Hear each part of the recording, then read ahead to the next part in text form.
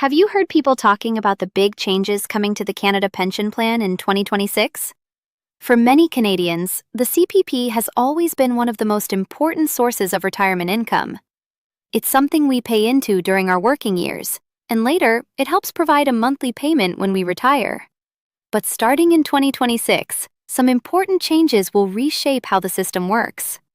These changes affect how much workers contribute, how much income is protected, and how much people could receive later in retirement. So today, let's walk through these updates in a simple way. We'll talk about why these changes are happening, what the new contribution limits are, how the system will work going forward, and what it might mean for your retirement income. And don't worry, we'll keep things simple and practical so it's easy to understand. Let's start with the big picture. For decades, the Canada Pension Plan was designed to replace about 25% of a worker's average career income. That amount was meant to act as a basic foundation for retirement. The idea was simple. CPP would provide a base income, and then Canadians would add to that with other savings, like workplace pensions, RRSPs, or personal investments. But over the past few decades, the retirement landscape has changed. Many companies no longer offer traditional pension plans. People are living longer than previous generations, and the cost of living has continued to rise. Because of these changes, the government decided the system needed an upgrade. That's where the CPP enhancement comes in. This enhancement actually started back in 2019, but the changes have been rolling out gradually over several years. By the time we reach 2026, the new system will be fully in place. And one of the biggest parts of this upgrade is the creation of something called a second earnings level. Now that might sound complicated, but it's actually pretty straightforward. In the past, CPP contributions only applied to income up to a certain limit. This limit is called the year's maximum pensionable earnings, or YMPE. In 2026, that limit is expected to be about $74,600. That means workers and employers contribute CPP on earnings between the basic exemption of $3,500 and that upper limit. But under the new system, there is now a second layer. This second level extends the coverage even higher. In 2026, the new upper level, sometimes called the second ceiling, will reach about $85,000. So earnings between $74,600 and $85,000 will also have CPP contributions. This new section is often called CPP2. Think of it as an extra layer of retirement protection for people with higher incomes. So how much will people contribute? Let's break it down simply. For the first portion of income, between $3,500 and $74,600, the contribution rate will be 5.95% for employees. Employers match that same amount. If someone is self-employed, they pay both portions themselves, which equals 11.9%. Then we get to the second layer, the income between $74,600 and $85,000. This part has a separate contribution rate of 4% for employees and employers.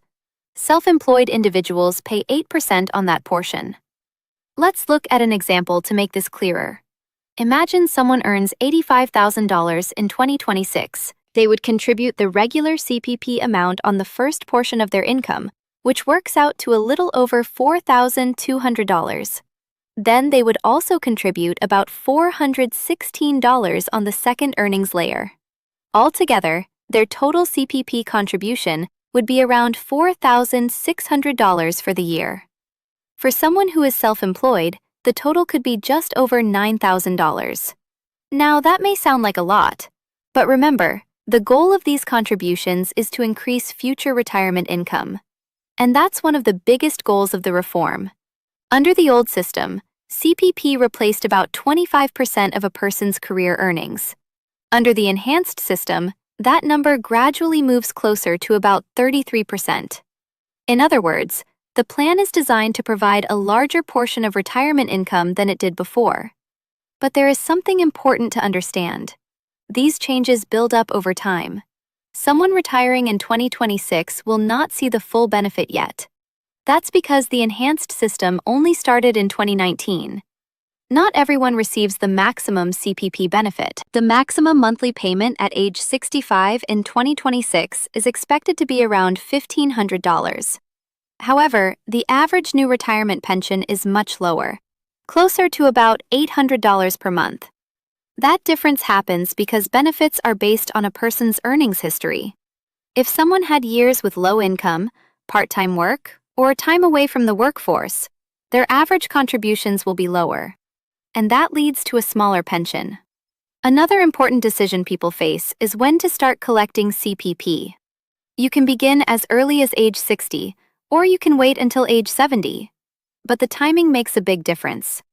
If you start at age 60, your benefit is permanently reduced. That reduction is about 36% compared to starting at age 65.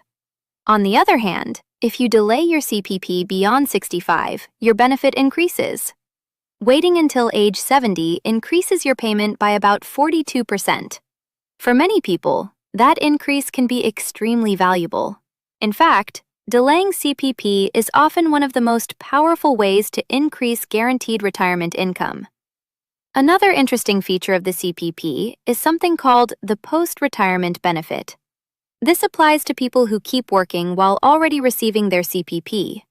When you continue contributing while working between ages 60 and 70, those contributions create additional small pension amounts. Each year of contributions adds a new benefit that continues for life.